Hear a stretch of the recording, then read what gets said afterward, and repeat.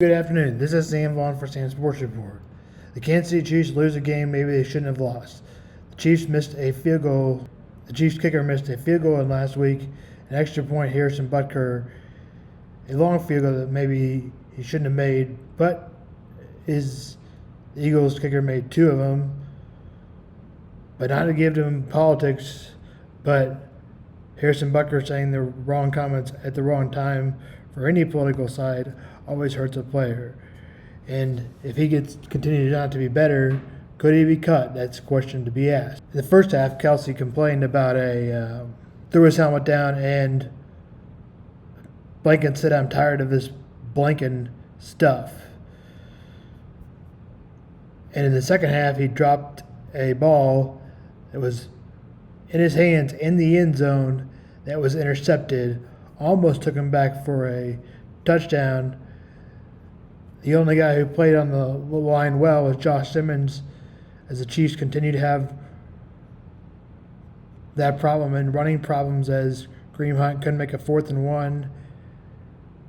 And more than that, than just not making a 4th and 1, the Chiefs lost for very low yards from the running back. Patrick Mahomes had more yards than anybody in the rushing game. Everything in over 65 yards. Everything at the offensive line has been weak except Josh Simmons, pretty much. And that is Sam on Smack. We've got another Sam on Smack. The Chiefs had a little bit of distraction we've talked about Kelce dropping the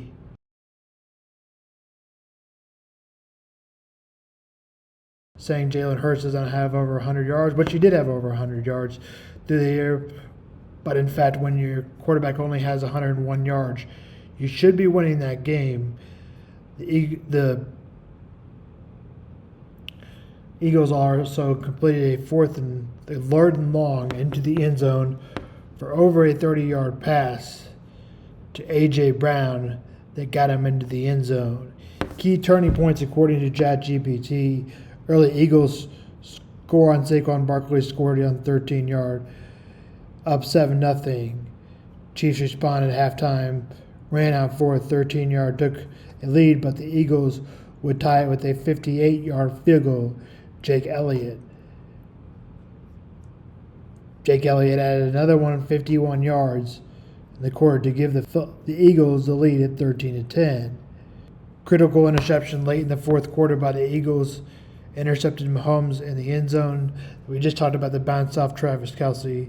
The tush-push on the goal line shortly after the interception. Hurts pushed the tush-push ahead to go up 20-10.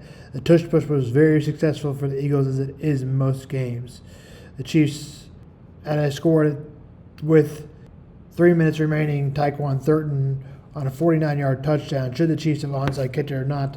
They did onside kick it, and that possibly didn't help cases. The Chiefs outgained the Eagles by yards, 294-216, but the Eagles get the victory. Patrick Mahomes threw for only 187 and a touchdown interception also.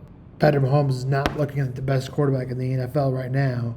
Defense, big plays, the interception. The defense turned it over, and the Eagles also have a few late game questions, 4th down attempts. The Eagles improved to 2-0 in the season. The Chiefs dropped to 0-2 for the first time since 2014. The bad thing about the Chiefs is that 0-2, and can Patrick Mahomes and the Chiefs come back in a schedule ahead of them? Patrick Mahomes has not ever been 0-2 with a unique starting off 0-2. The relaying of no team wants to be 0-2, and significantly, 12 teams have only made the playoffs, 12.2% since 1990. Expansion of playoffs, 14 teams, a total of 12.2%, only since 2020. The Chiefs have also would be the team that would be able to come over the 0-2 lead, except 0-2 start, except the schedule is hard.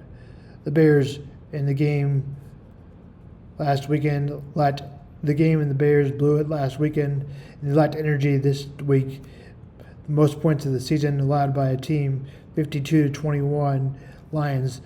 Jared Goff throws 5 touchdowns and over 300 yards. Bills win easily over the Jets. The Bengals and Jaguars. The Bengals came out on top, but Joe Burrow was hurt. More on that in just a second. But Jake Browning was able to come through, even though he threw 2 picks. The Bengals are calling for quarterbacks. That's according to ESPN Adam Schefter, as they want to look for another quarterback. The Bengals win 31-27. As we said, a late touchdown by backup quarterback Jake Browning. And if I said Joe, it was Jake Browning. The Pats and the Dolphins met up, although Pats' offense looked better. Drake May had 2 touchdowns. The Dolphins are in trouble as they lose 33-27. And also, Mike McDaniel could be in trouble with losing the first 2 games.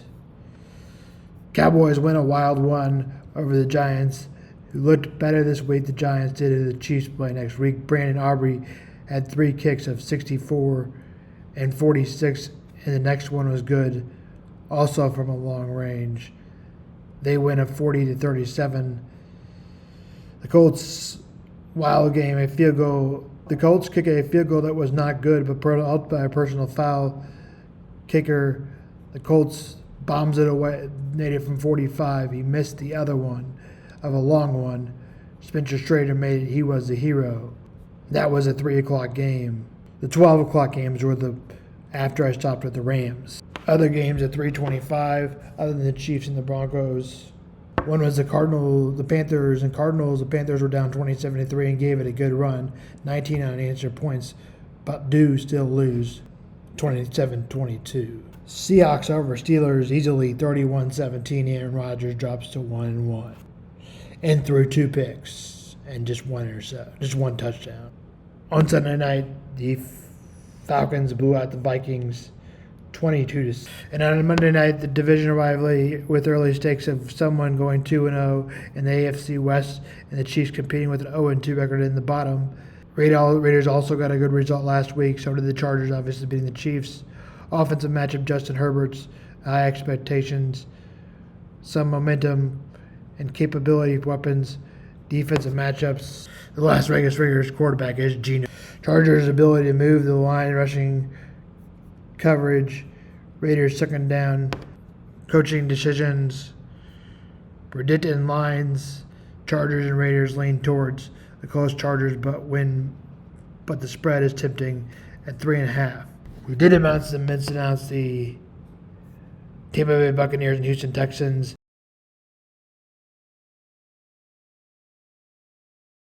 Buccaneers versus Texans. Houston adjusting to the Texans, finding a rhythm underneath offensive star system. Week 1 wasn't great. We're struggling for stunning drives. That was for the Houston Texans. For the Tampa Bay Buccaneers, offensive weapons, Baker Mayfield leading receiving like Mike Evans and rookies Mbiga will permit the Buccaneers. The Buccaneers came out on top.